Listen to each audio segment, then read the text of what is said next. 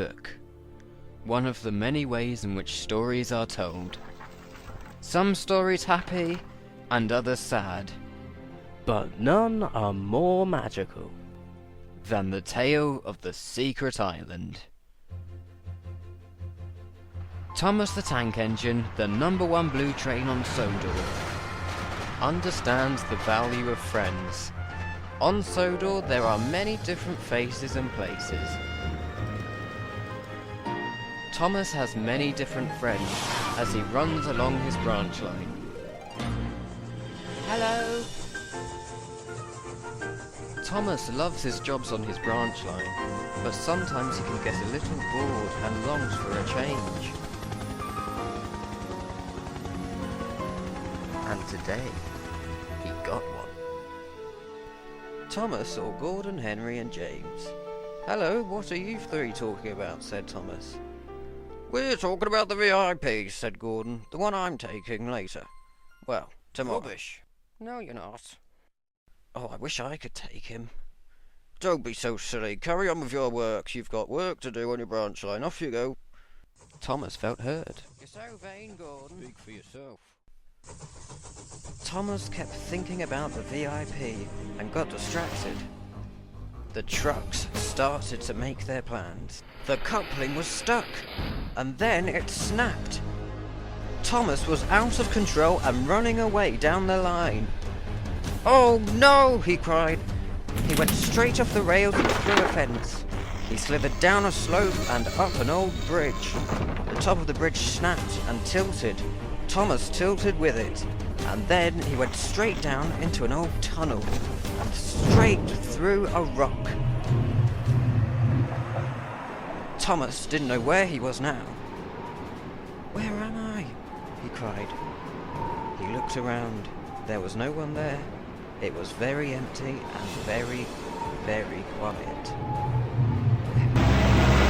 Suddenly, a diesel burst out of the bushes behind him. "Help!" cried Thomas.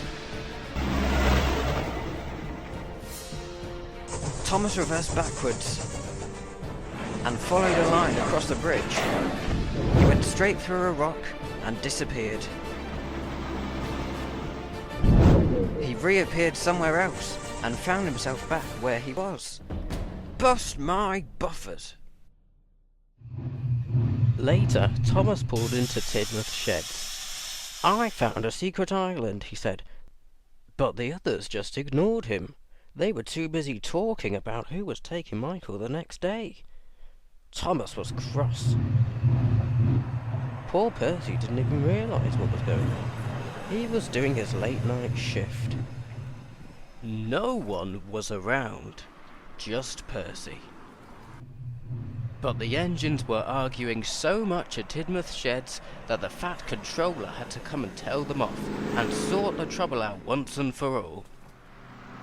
He pulled up in his car.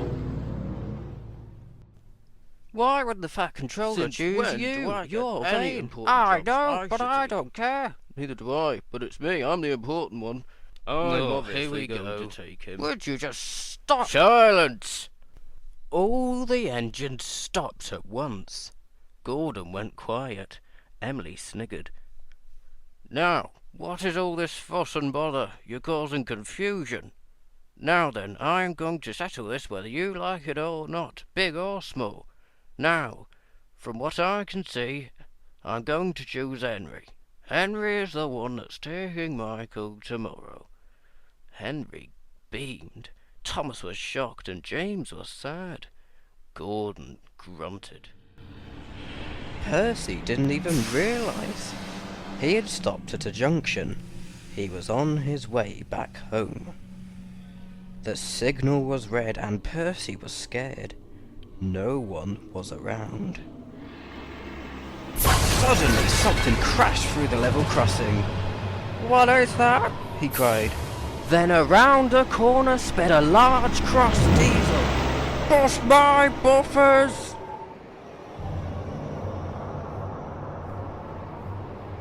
The fat controller was on his own as well.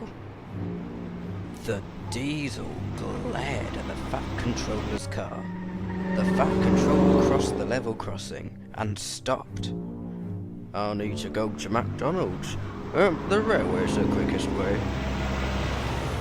The diesel slithered past. He was behind the Fat Controller's car. The Fat Controller suddenly realized, oh my goodness, I'm being followed.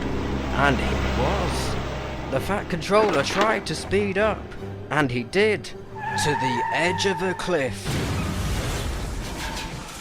The diesel glided away. But the Fat Controller's car was nowhere to be seen. The next day, Thomas puffed into the yard. Henry was getting ready to take the special visitor.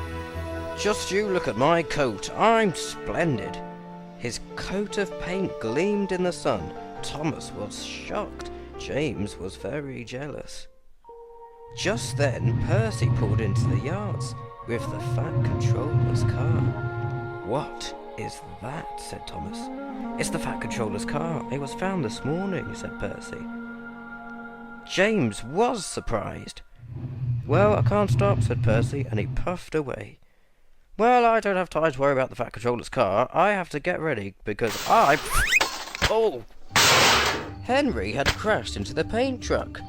Paint had splattered down him. I'll take him, said James. Oh no! James had derailed. It's my turn now, said Thomas. I'll take him. Look out! Cried Emily.